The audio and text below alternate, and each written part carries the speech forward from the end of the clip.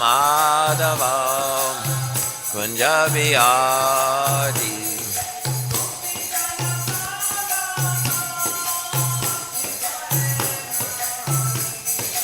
Gopi Jalaballabha Girivardhari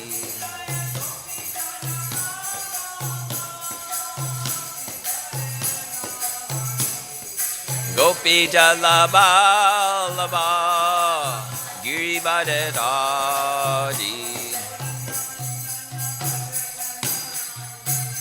Yasodhanandana Brajajanarandana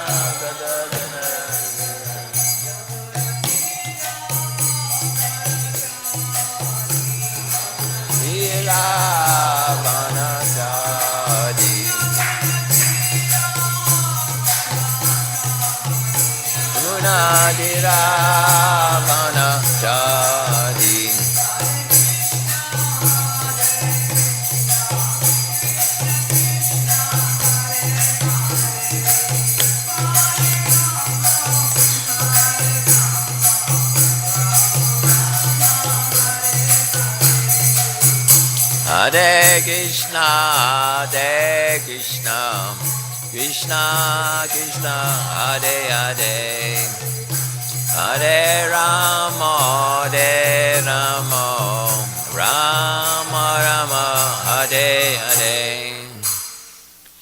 Jayam Vishnupad, Paramahansa, Parjakacharya, Astatar Satta, Shishiman, His Divine Grace, A.C. Bhaktivedanta Swami, Srila Prabhupada Ki Jai. Ananta Koti Vaishnava Vrinda Ki Jai. Namacharya Srila Haridas Thakur Ki Jai. Prem Se Kaho Shri Krishna Chaitanya Prabhu Nityananda Shri Advaita Gadadhar Shivasari Gaur Bhakta Vrinda Ki Jai.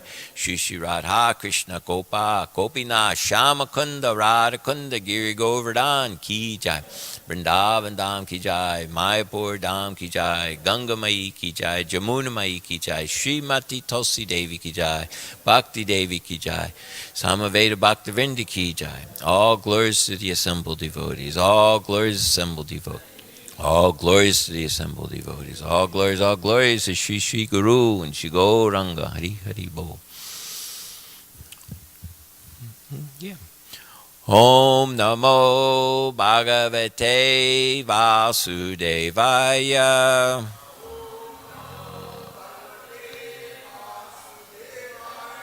Om Namo Bhagavate Vasudevaya.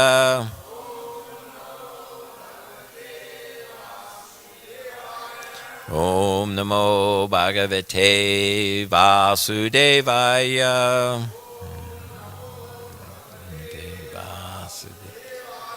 So we're reading today from the Srimad Bhagavatam, Canto 1, Chapter 2, text number 6.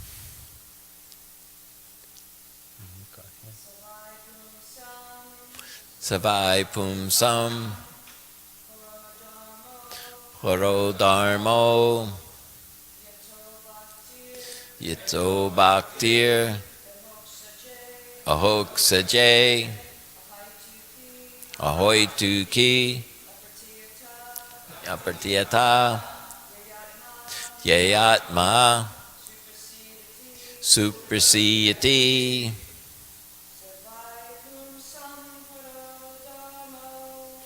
Samasum Sam Parodharmo Yato Bhakti Ahoksaje Ahaituki Apartiyata Yayatma Suprasiyati Pumso Parodharmo Bhakti Ahoksaje Ahaituki Apartiyata Yatma Suprasiyati Gumsa Dharmo Bhaktira Hoksajay Dinartiyata Yayatma Supersiyati.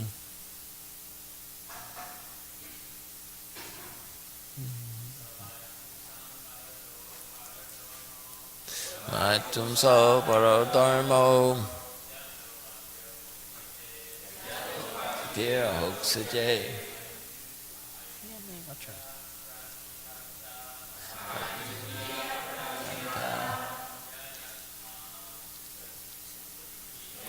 I'll try it. Savai pumso parodharmo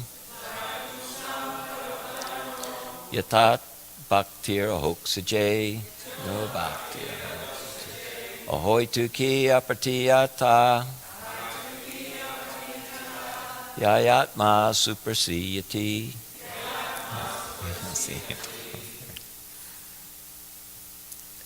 Ladies.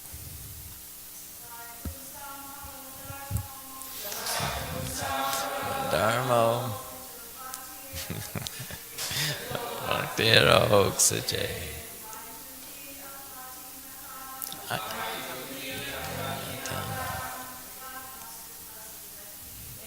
Atma supersiyati. Gunsa Dharmo.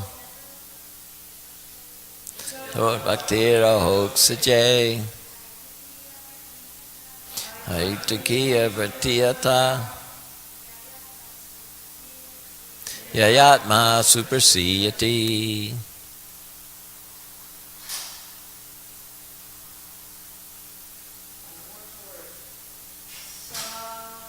Sa that by certainly punsam for mankind para sublime dharma occupation yata by which bhakti devotional service ahok sajay unto the transcendence ahoy tuki causeless apratiyata unbroken jaya by which atma the self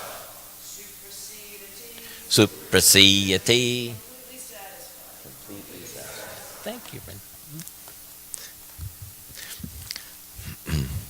Translation and purport by His Divine Grace Srila Prabhupada. The supreme occupation, dharma, for all humanity is that by which men can obtain to loving devotional service under the transcendent Lord. Such devotional service must be unmotivated and uninterrupted to completely satisfy the self. We can repeat responsively. The supreme occupation, dharma, for all humanity is that by which men can obtain to loving devotional service unto the transcendent Lord. Such devotional service must be unmotivated and uninterrupted to completely satisfy the self. And here's the purport by Srila Prabhupada. In this statement, Sri Sukadeva Goswami answers the first question of the sages of Naimisharanya. What's the ultimate benefit? The sages ask him to summarize the whole range of revealed scriptures and present the most essential part so that the fallen people or the people in general might easily take it up. The Vedas prescribe two different types of occupation for the human being.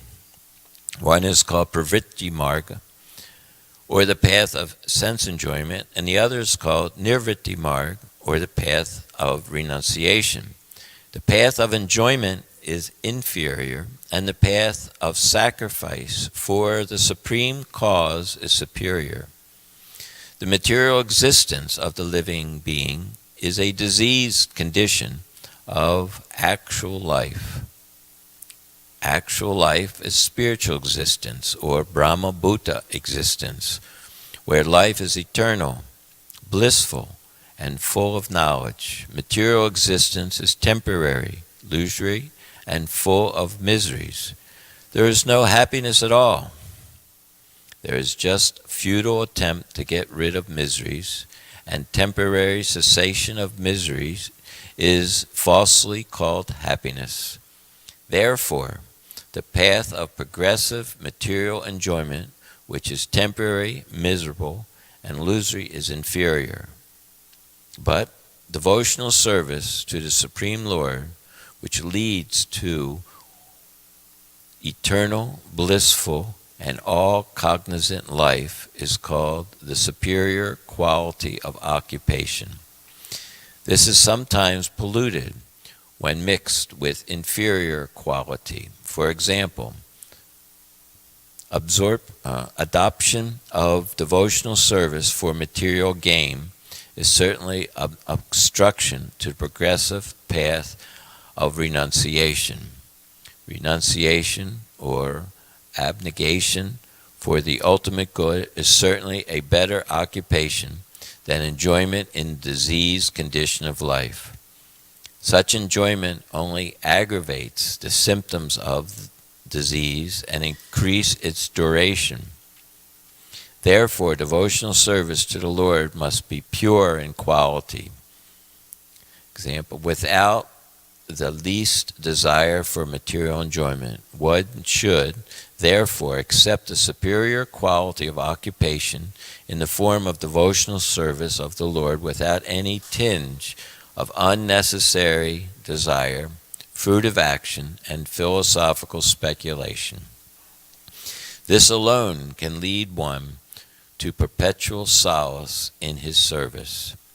We have purposely denoted dharma as occupation because the root meaning of the word dharma is that which sustains one's existence.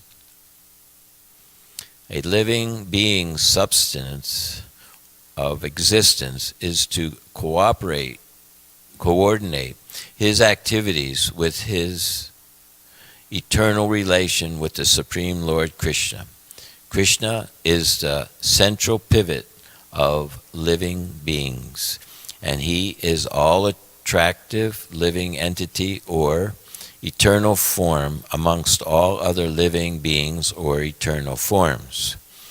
Each and every living being has his eternal form in the spiritual existence, and Krishna is the eternal attraction for all of them. Krishna is the complete whole, and everything else is his part and parcel. The relation is one of the servant and the served. It is transcendental and completely distinct from our experience in material existence. This relation of servant and served is the most congenial form of intimacy. Thank you. One can realize it as devotional service progresses. Everyone should engage himself in that transcendental loving service of the Lord, even in the present conditioned state of material existence. With that will gradually give one the clue to actual life and please him to complete satisfaction. Om Ajnana Timirandasya Jana Ajana Anjana Salakaya Chaksumnaritanyena Tasmai Shri Gurave Namaha. Jaitam Sarito Pangor Mamamanda Matirgati Mat Sarvasva Patambo Jo Radha Madana Mohano. This is such an incredible verse. There's could be spoken about in many different ways. I was thinking of it as this is a sadhana verse because it says it's talking about your occupation by which one can obtain to loving devotional service unto the transcendent Lord.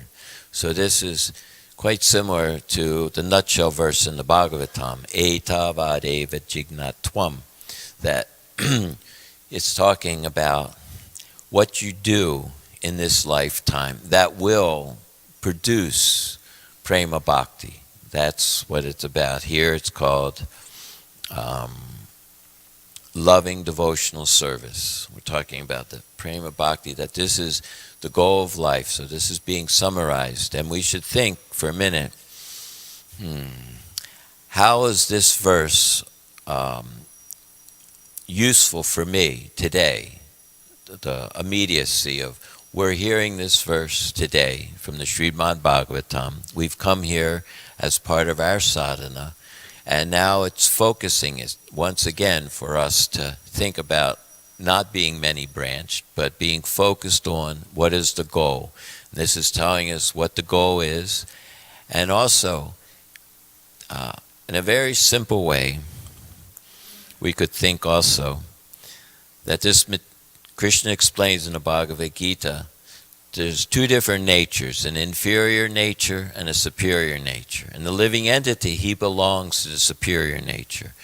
So in the 11th canto, chapter 10, verse 8, it's a very interesting analogy being given by Krishna to Uddhava, where he says, you see flames coming out of wood, but you should no one would ever consider the flames in the wood the same. They're different.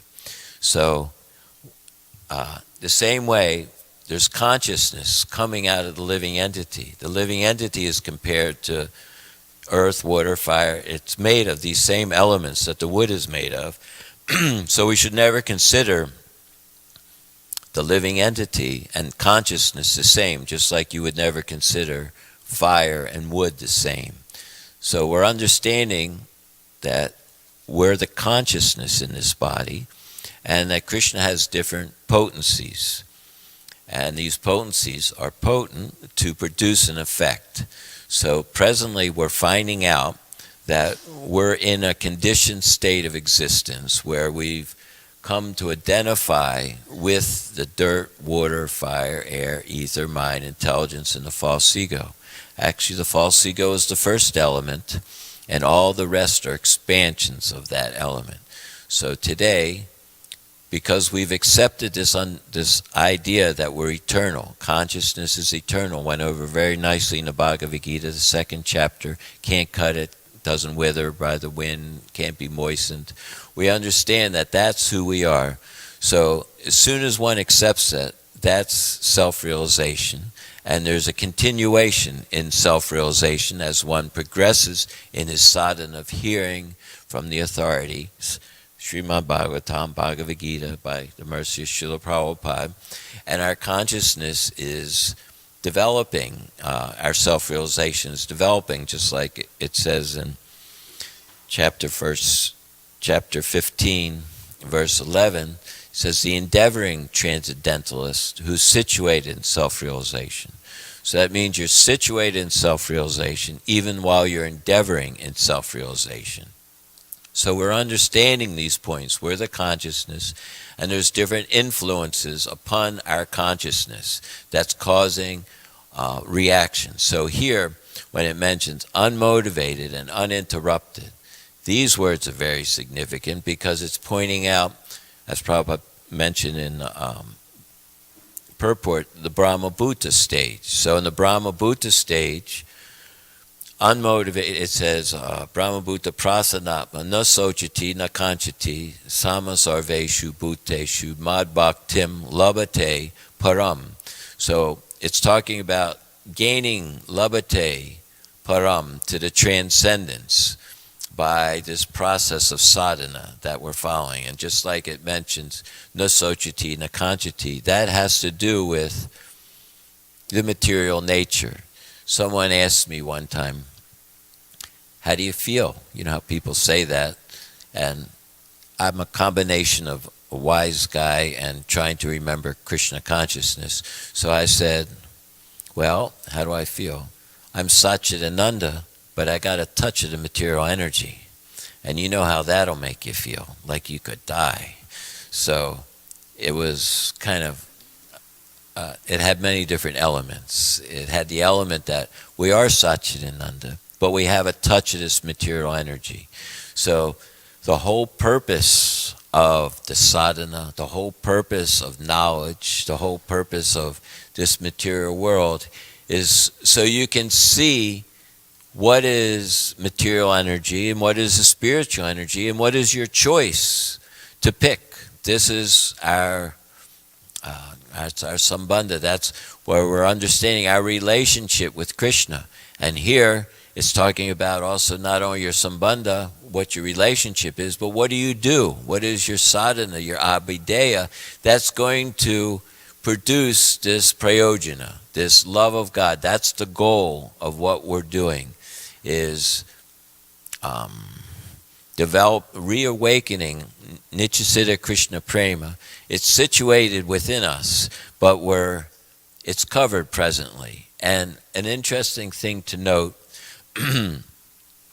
is that everything that the conditioned soul does in the material nature, covered by the material nature, because his consciousness is still there, he's trying to find the spiritual nature. He's looking for happiness. Ananda moya bhyasat. That is our nature. We have to always be looking for that happiness. That's what we do. But if you don't have any knowledge to tell what is material, what is spiritual, who's the controller of both, you have no knowledge, then you look for that same happiness in the material nature. Everyone's forced to act helplessly looking for this. They're forced because by our nature we want to be happy. That's how we're built. We're chip off the old block, so to speak. We're part and parcel of Krishna. And Krishna, he's always happy. He has his Ladini Shakti right next to him. He's always happy. And this is our nature also, to be in this constitutional position. But we have a choice. If Krishna says, you can serve me, or would you like to be like me? Would you like to be the enjoyer, independent enjoyer? So I said, let me think about that for a moment. Here, time immemorial later, Krishna, that reminds me, I have two little clips of, I couldn't memorize it completely, but this was taken from a lecture that Prabhupada gave in 1975 in Vrindavan.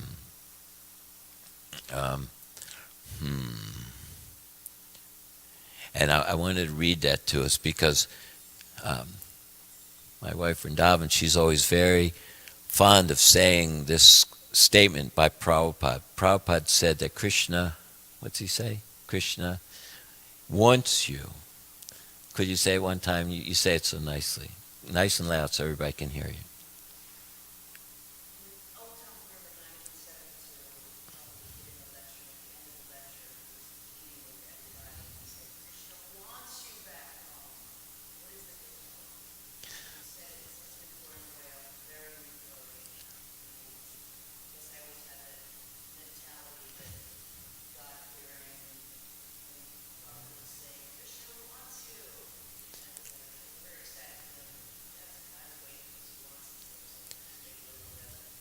So this point that Krishna wants you, he wants you. So you can see how it's carried my wife for 45 years. Actually, yesterday was my 45th anniversary being initiated here, just in the next room by Prabhupada. So I was thinking about that. And there's certain things that they carry, they keep you going year after year. Krishna wants you. Of course, my nature is, I'd say, God only knows why. But Krishna wants you. So here's something like that. So I'm going to read a little bit, the last like 2 minutes of a lecture that Prabhupada gave on April 24th, 1975. Pure consciousness is Krishna consciousness. Krishna consciousness means to understand that I am very much intimately connected with Krishna as part and parcel. So that's what he said. Pure Krishna conscious means I am very much intimately connected with Krishna as part and parcel. And just like my finger is intimately connected with my body, intimate.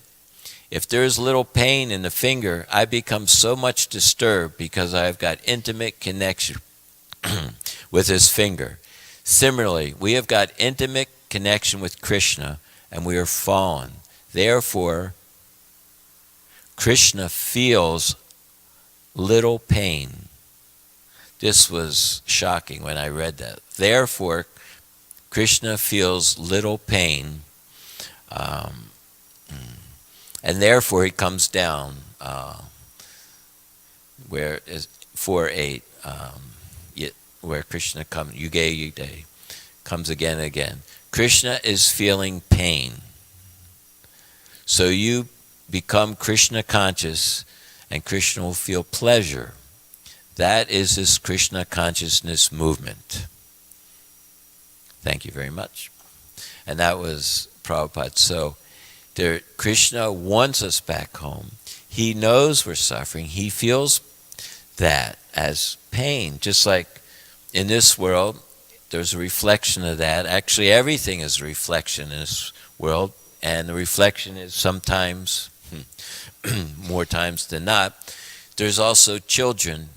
We've grown up, and the children may be doing some nonsense thing.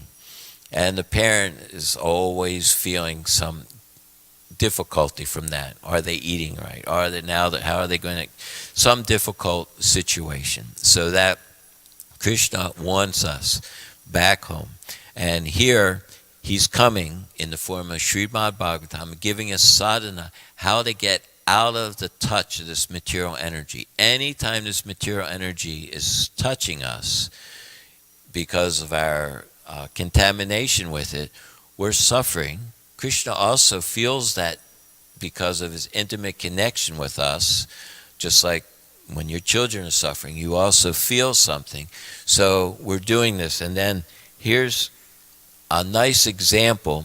This same point is made throughout the Bhagavad Gita, throughout the Bhagavatam. What is this material energy? We're not part of this material energy. How to get out of this material energy. Staying focused on this is the only thing that will ever satisfy. Prabhupada said it right here. There's no happiness in this world.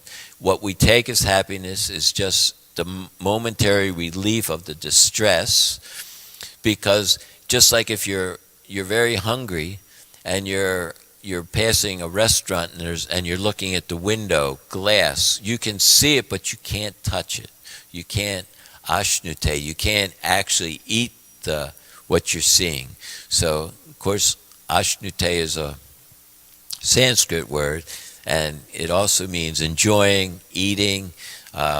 It's used quite a few places. Bhagavad Gita 13:13, Krishna says, I'll give you a taste of the eternal by understanding what is Brahman, that you're alive. You can never not be alive. I made this one bumper sticker that says, you're eternal. You can't get out of it by dying. Everybody's eternal. So we have to understand we can do this the easy way or we can do this the hard way. So first class intelligence is that we understand somehow or other we've come in contact with this material energy, and through understanding this knowledge, we're different from this material energy. We now have the mercy by Srila Prabhupada to be engaged in devotional service and systematically becoming purified. So I'm going to read one more thing here. Now this is from, this is something that's quite fascinating. The first thing that I memorized or I learned, I was brahmachari, and it used to be the next building over now where the store is. It'd be upstairs in the corner room was the brahmachari ashram. And teachings of Lord Chaitanya was out. Some of the other books at the Chaitanya Charitamrita wasn't out. And I remember reading this, and I thought, this is so nice.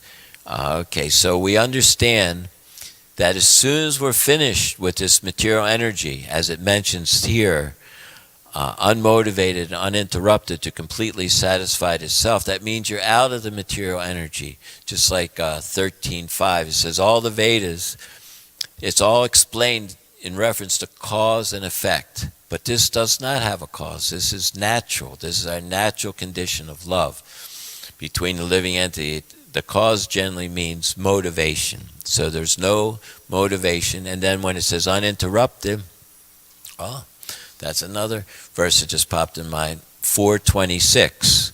So before we do 426, we'll do 422 through 25. And this is it always helps me so much to remember in a humble way for 1422. This is talking about the modes of nature. And sometimes we talk around subjects, but we don't exactly say what it is. So this 1422 explains what is one who's free from the modes of nature. Because these modes of nature, this is what we're conditioned by. Everyone's overwhelmed by these modes of nature. So 22 through 25, and then I'll read 26. The Supreme Personality of Godhead said, he who does not hate illumination, attachment, or delusion when they're present, nor long for them when they disappear, who is unwavering and undisturbed through all the reactions of the material qualities, remaining neutral and transcendental, knowing that the modes alone are active, who is situated in the self, and regards alike happiness and distress, who looks on a lump, a stone, a piece of gold with an equal eye, who is equally situated equally well in praise and blame, honor and dishonor, who treats alike both friend and enemy, and who has renounced all material activities. Such a person who is said to have transcended the modes of nature. So that's what happens, just like, maybe I'll get back to that. And then 26 is, everybody's familiar, Brahma Bhuyopakopate, that for one who engages in full devotional service, unfailing in all circumstances, at once transcends the modes of nature and comes to the level of Brahman. So this is where we're heading. And in the 5th chapter, it also explains how one is aloof, even though he's seeing, speaking, moving about. He only knows it's just the modes are engaged and the senses with their objects, so he's aloof from them. And then it explains how that works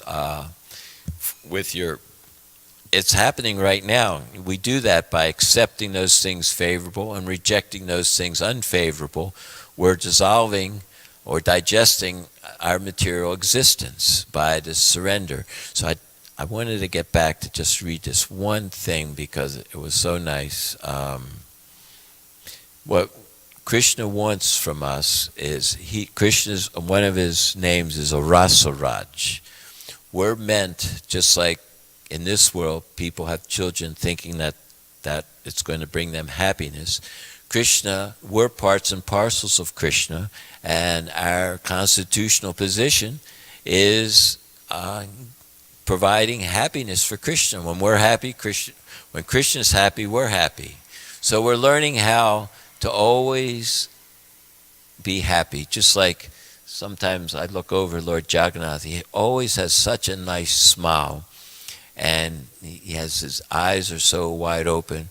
What is he looking at?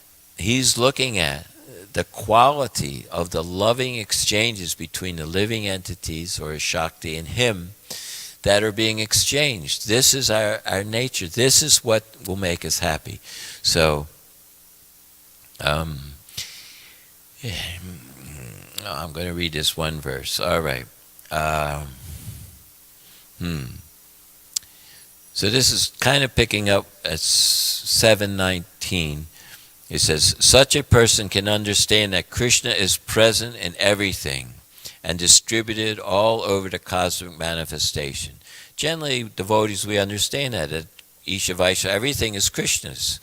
In fact, in his all-pervasive feature, this is all Krishna. In fact, it says that the total material substance is called Brahman. So everything is Krishna. It's just a cloud in the spiritual sky. So, although everything is under the control of the Supreme Lord and is situated in his energy, everything nonetheless is different from Krishna's personal form. Okay, so then it's talking about this this idea that you can understand that everything is Krishna. That's the start, in one sense, of this nishta. Then you still have ruchi, shakti, bhava, and prema. But here it's talking, the stability of mind can be achieved. So we're talking about the stability. We don't like it when the mind, chanchala, jumps all over the place. By one who has concluded that the Supreme Personality of Godhead is the original source of everything. And when one can control his senses, that is called sama. And when one is ready to tolerate all kinds of suffering in order to control the senses and keep the mind steady, that's called diksha. So now we have sama, that the intelligence is fixed, how everything is Krishna. He has his different potencies. I'm overcoming my attachments by knowledge of understanding that this is the external energy, and I'm focusing my mind. But when you're ready to tolerate, that's going to be hard.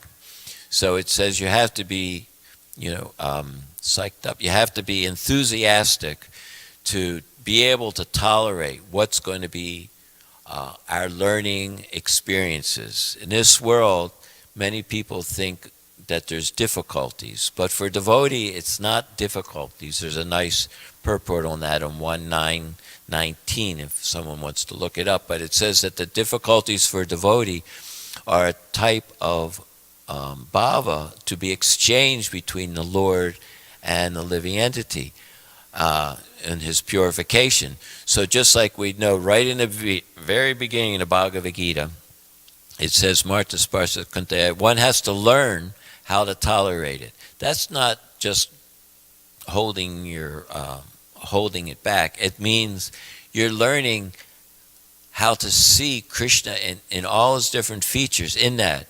So, and the next verse, 215, says, if you can learn how to be equal, where here we're talking about ahoituki apatiyata, then you can be liberated. So we know that liberated was the Brahma Bhuta Prasanatma. He's beginning there. He's liberated at that stage.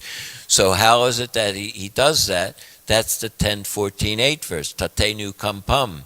That even though you're undergoing some suffering, you're still offering obeisances. I gave a little talk on obeisances. That's the most purifying thing. When we can offer obeisances to the spiritual master, that opens the channel for the internal potency, no matter what condition we're in, plus his mercy. Guru Krishna Prasade, it's the combination of Krishna and the spiritual master. So then you learned how to tolerate. So that's Samartha Diksha. Now there's two more left after that. So I'm going to read this. If one can fix his mind on Krishna without deviation, he can attain a steadfast position in Krishna consciousness called Shanta Ras. When one attains Shanta Ras, unflinching faith in Krishna is established and all material desires cease. So what's the quality of Shanta Ras, which is also the same foundation that's in all the other rasas? This is the baseline where the foundation that everything's built on. So I skipped a paragraph here. It says, so we're talking about the diksha, or tolerance.